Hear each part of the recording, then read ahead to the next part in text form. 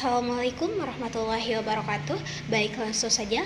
Gangguan dan masalah perkembangan sosial emosional anak melibatkan aspek interaksi sosial, pengendalian emosi, serta hubungan dengan lingkungan. Berikut adalah jenis, ciri-ciri, dan solusinya. Yang pertama itu adalah gangguan kecemasan. Gangguan kecemasan ini adalah masalah sosial emosional di mana seseorang merasa ketakutan atau khawatir dengan rasa cemas yang berlebihan terhadap situasi tertentu. Ciri-cirinya itu adalah yang pertama, kecemasan yang berlebihan terhadap hal-hal kecil. Yang kedua itu adalah menghindari situasi sosial atau aktivitas yang memicu kepada rasa takut. Yang ketiga itu adalah gejala fisik seperti jantung berdebar, gemetar, dan kesulitan untuk bernapas. Yang selanjutnya adalah sulit berkonsentrasi karena rasa khawatir yang terus-menerus. Baik, dari masalah ini solusinya itu adalah yang pertama, ajarkan teknik relaksasi seperti meditasi atau pernapasan dalam. Yang kedua adalah berikan rasa aman dan lingkungan yang mendukung. Yang ketiga adalah jika masalah berkelanjutan, lakukan terapi kognitif perilaku dengan bantuan psikolog atau konselor. Selanjutnya yang kedua itu adalah gangguan depresi. Baik, jadi depresi adalah masalah sosial emosional yang ditandai dengan perasaan sedih atau kehilangan minat secara terus-menerus. Ciri-cirinya itu adalah yang pertama adalah rasa sedih, putus asa, atau merasa tidak berharga yang berkepanjangan. Selanjutnya yang kedua itu adalah kehilangan minat pada aktivitas yang sebelumnya disukai. Selanjutnya yang ketiga adalah gangguan pola makan dan juga pola tidur. Yang keempat adalah menarik diri dalam interaksi sosial dan kehilangan motivasi. Solusinya adalah yang pertama adalah berikan perhatian, empati, dan dorongan untuk berbagi perasaan. Selanjutnya solusi yang kedua adalah ajak individu terlibat dalam kegiatan yang positif atau kreatif. Selanjutnya yang ketiga adalah konsultasi dengan ahli kesehatan mental jika depresi semakin parah untuk mendapatkan terapi psikologi atau bila perlu melakukan pengobatan. Yang ketiga itu adalah gangguan perilaku.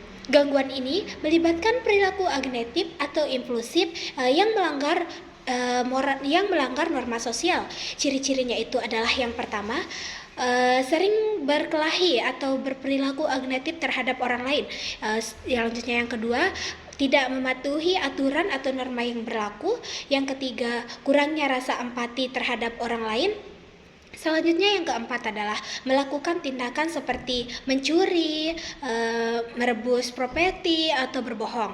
Selanjutnya solusi yang dapat kita pada masalah ini adalah yang pertama, terapkan aturan yang jelas dan konsisten terhadap dalam mendisiplinkan.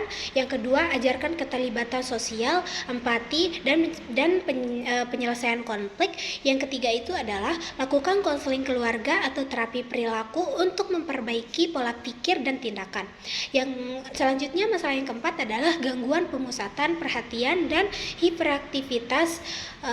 Jadi maksudnya itu adalah gangguan perkembangan yang memengaruhi kemampuan seseorang untuk berkonsentrasi dan mengendalikan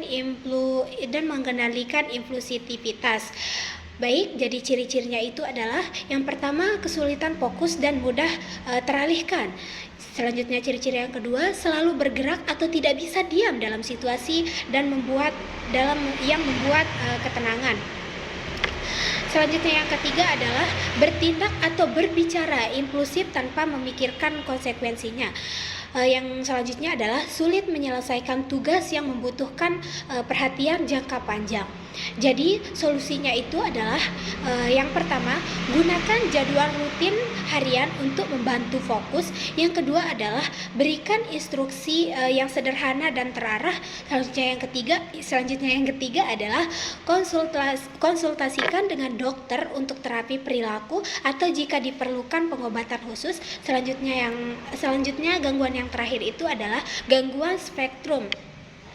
Jadi yang dimaksud itu adalah gangguan perkembangan neurologis yang memengaruhi komunikasi, interaksi sosial, dan perilaku individu. Ciri-cirinya itu yang pertama kesulitan berkomunikasi atau memahami bahasa tubuh. Yang kedua menarik diri dari situasi sosial atau aktivitas kelompok. Selanjutnya adalah adanya pola perilaku berulang seperti menggoyangkan tubuh atau mengedepankan tangan. Selanjutnya adalah keterampilan mendalam pada satu topik tertentu secara observasi. Baik, jadi solusinya itu adalah yang pertama, berikan terapi okupasi dan terapi wicara untuk meningkatkan kemampuan komunikasi. Yang kedua itu adalah ajarkan keterampilan sosial secara bertahap dengan simulasi situasi. Selanjutnya yang ketiga adalah gunakan pendekatan individual untuk memahami kebutuhan unik mereka. Baik, itu saja. Sekian, wassalamualaikum warahmatullahi wabarakatuh.